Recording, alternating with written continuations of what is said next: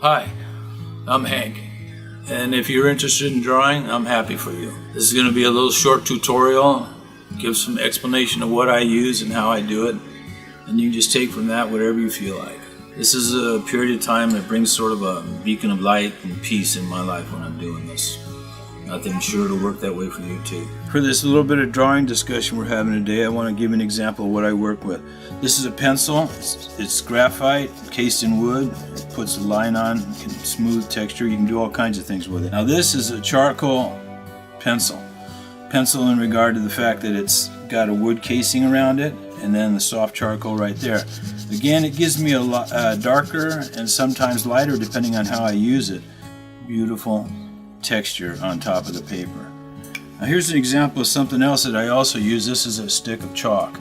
I can move this chalk on top of the charcoal or the graphite. Here's the graphite. And I can create all kinds of different effects that way. Another thing I can do is use this eraser, just like this, and lighten and darken as well as move these two, chalk and charcoal together, or chalk and graphite together. Now, if I really want to get rid of everything in order to, go back to the white paper, recover my white area, I can just simply go like that.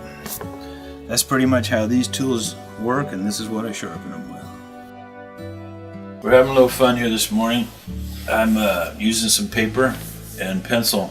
What I'm doing is creating the oval shape at the top of a water glass. So I start simply with an oval on the paper, and then I come down below at the bottom and I create a smaller oval. Then I allow these lines. I draw these lines in that bring me right down. These are the vertical sides of the glass. Then really quite smoothly I create a rectangle that ends up being the base or table that the glass is sitting on. It's all just sort of gentle, easy work. The ovals, the lines connecting. Give them a little shape, give a roundness to the center of the glass. We get a little more closer shot of what the work is. Here's the oval at the top, the one at the bottom, and then the curved line, just a simple line that is the outside edge of the glass. And this little bit of curvature that I decided to give it here seems to help make it appear more like a glass. This is a beginning outline. Then I took the rectangle and I put a little curve to it. So now I'm just going to drop a couple of simple lines down. These give me a sense of the legs for the table.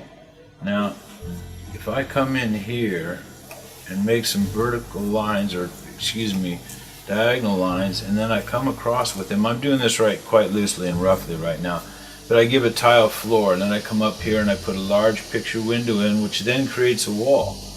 Because prior to that, I've just got white, loose, open paper. Now if I move down here, this is something I've already been working on a little bit longer. And here again, I tend to, in this particular work, bring in these patterns. This work is not completed, it just gives you an idea that I've come down from this, I've continued to build on it, and I just did this. Now here's another one that I've gone a little farther with. I brought a lot more charcoal into this work, and I brought white chalk in on top of that. This being the white chalk, and this being the way I'm using the charcoal right now. Vine charcoal works really good too. Any variety, even more compressed charcoal. Here's some different size pencils in terms of the thickness of the graphite, and it can even go up to that point. I'm not using those particularly right now. I'm using more. Now here's an example of another type of work where I took this charcoal, and I laid it down much like this all over. This is before I started drawing. Then I came in with this, this is just simple napkin, and I rubbed it out to smooth it. Now you can see the similarity in this work. Well, I did the entire piece that way. Then I began drawing. Here I put darker charcoal lines, then some graphite crosses and circles after I had put these little squares of this chalk right on top. Now all these things could be moved in and out in terms of put more or less on. I was using this eraser, which ends up being another tool to draw with. Relieving the charcoal that I've laid down, I begin to create shape again. Now, this is the chalk. If I take this chalk and I move it into the charcoal right on top of it and then rub it, I begin to get a glow effect. That's what I've gotten down here.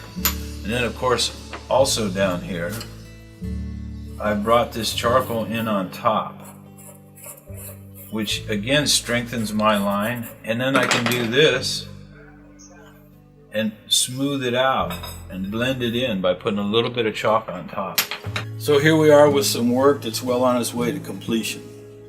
Now what I find is at the end of the day or the end of the drawing period, what I've got is something in my hand that is a beautiful thing that I've created. And you know what? That makes me feel good. And let's say, for instance, later tomorrow or the next day I'm not feeling that great, I'm a little bit emotionally upset, or I have a cold or whatever.